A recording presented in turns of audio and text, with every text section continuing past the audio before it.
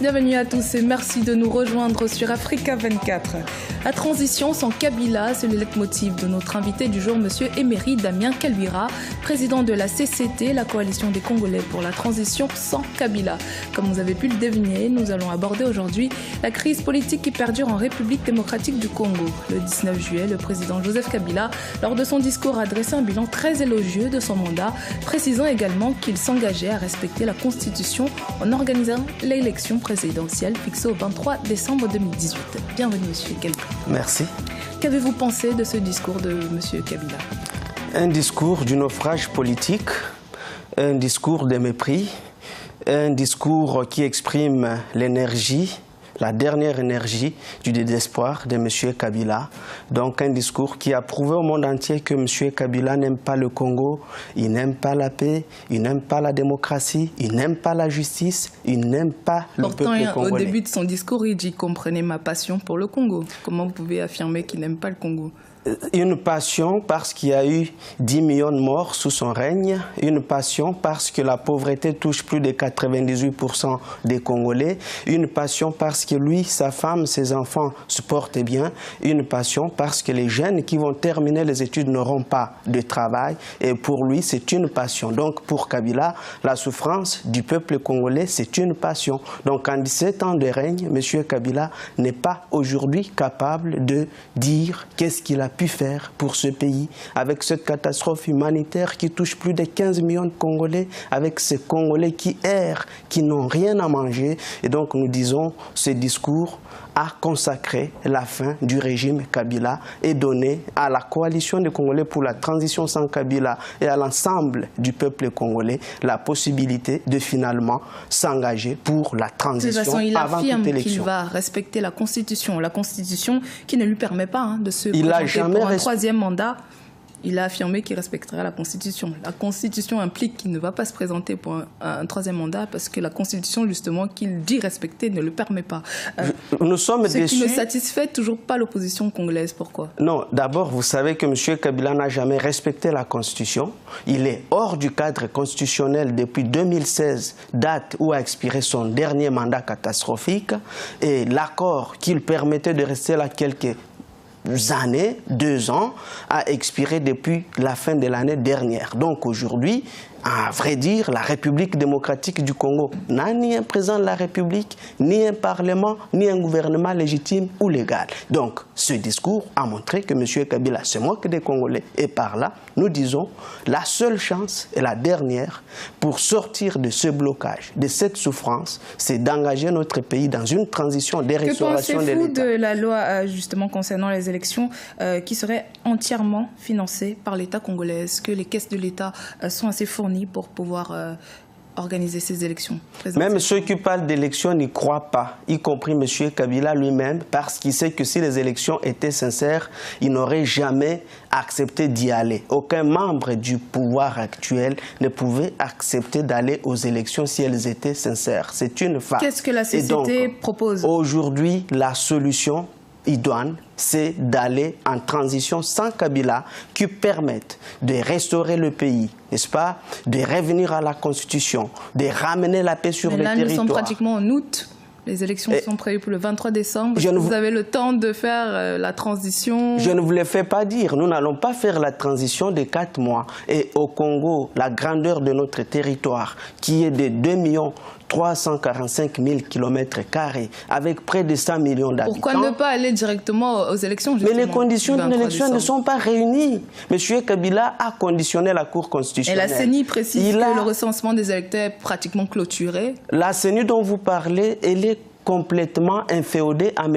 Kabila. Donc aujourd'hui, la seule chance pour le Congo, ce n'est pas les élections. Et tous les gens qui s'inscrivent sur ces listes électorales, qui se proclament candidats, sont les ennemis du Congo. La seule chance et la seule voie que veut le Congolais, parce que les Congolais ont beaucoup souffert. Ils en ont marre. Hypothétiquement, disons que vous alliez jusqu'aux élections et que le président Kabila ne se présente effectivement pas, comme la Constitution le stipule.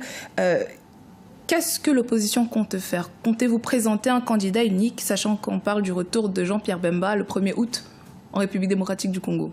D'abord, la vraie opposition ne peut jamais aller dans ces élections-là. Parce que ces élections-là sont une formalité électorale dont la finalité est de maintenir le système de M. Kabila en place. Mais qu'est-ce qui définit la vraie de la fausse opposition? C'est par les actes. Tout simplement. Le peuple congolais n'est pas dupe.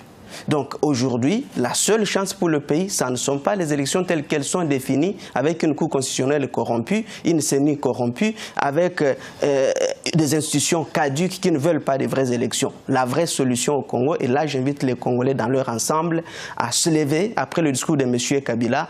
Kabila a montré qu'il ne veut quitter le pouvoir ni aujourd'hui, ni demain, ni jamais. Donc les Congolais doivent se mettre désormais debout aux côtés de la CCT, aux côtés de toutes les autres forces politiques et sociales qui luttent pour le vrai changement afin d'activer l'article 64 qui nous donne le mécanisme légaux de mettre dehors tout individu, tout groupe d'individus qui s'accroche au pouvoir par la force. Et pour M. Kabila, il ne veut pas quitter le pouvoir. Les Congolais doivent reprendre leur pouvoir. Et nous allons en transition de 3 années qui va restaurer leur bien-être social, économique et sécuritaire et même diplomatique. Merci M. Kalwira d'avoir répondu à nos questions.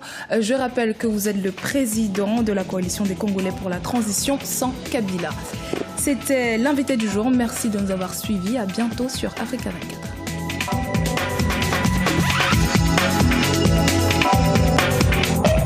Ça a été très rapide. Bienvenue à tous et merci de nous rejoindre sur Africa 24. La transition sans Kabila, c'est le leitmotiv de notre invité du jour, M. Emery Damien Kalwira, président de la CCT, la coalition des Congolais pour la transition sans Kabila. Comme vous avez pu le deviner, nous allons aborder aujourd'hui la crise politique qui perdure en République démocratique du Congo. Le 19 juillet, le président Joseph Kabila, lors de son discours, a dressé un bilan très élogieux de son mandat, précisant également qu'il s'engageait à respecter la Constitution en organisant l'élection présidentielle fixée au 23 décembre 2018. Bienvenue, M. Kalwira. Merci. Qu'avez-vous pensé de ce discours de M. Kabila? Un discours du naufrage politique, un discours de mépris, un discours qui exprime l'énergie, la dernière énergie du désespoir de M. Kabila. Donc un discours qui a prouvé au monde entier que M. Kabila n'aime pas le Congo, il n'aime pas la paix, il n'aime pas la démocratie, il n'aime pas la justice, il n'aime pas le peuple congolais. Pourtant, au début de son discours, il dit « Comprenez ma passion pour le Congo ». Comment vous pouvez affirmer qu'il n'aime pas le Congo?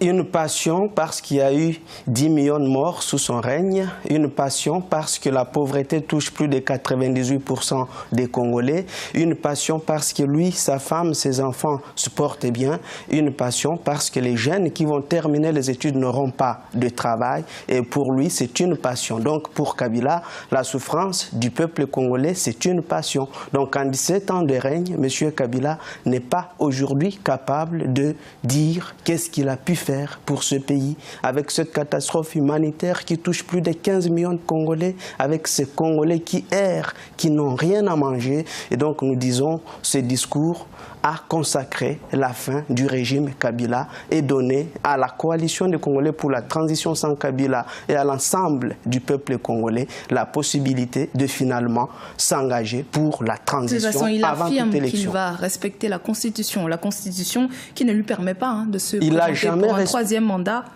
Il a affirmé qu'il respecterait la Constitution. La Constitution implique qu'il ne va pas se présenter pour un troisième mandat parce que la Constitution, justement, qu'il dit respecter ne le permet pas. Nous sommes déçus. Ce qui ne satisfait toujours pas l'opposition congolaise. Pourquoi? Non, d'abord, vous savez que M. Kabila n'a jamais respecté la Constitution.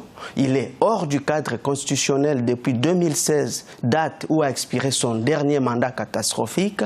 Et l'accord qui lui permettait de rester là quelques années, 2 ans, a expiré depuis la fin de l'année dernière. Donc aujourd'hui, à vrai dire, la République démocratique du Congo n'a ni un président de la République, ni un parlement, ni un gouvernement légitime ou légal. Donc, ce discours a montré que M. Kabila se moque des Congolais. Et par là, nous disons, la seule chance et la dernière pour sortir de ce blocage, de cette souffrance, c'est d'engager notre pays dans une transition de restauration de l'État. Que pensez-vous de la loi, justement, concernant les élections qui serait entièrement financée par l'État congolais? Est-ce que les caisses de l'État sont assez fournies pour pouvoir organiser ces élections?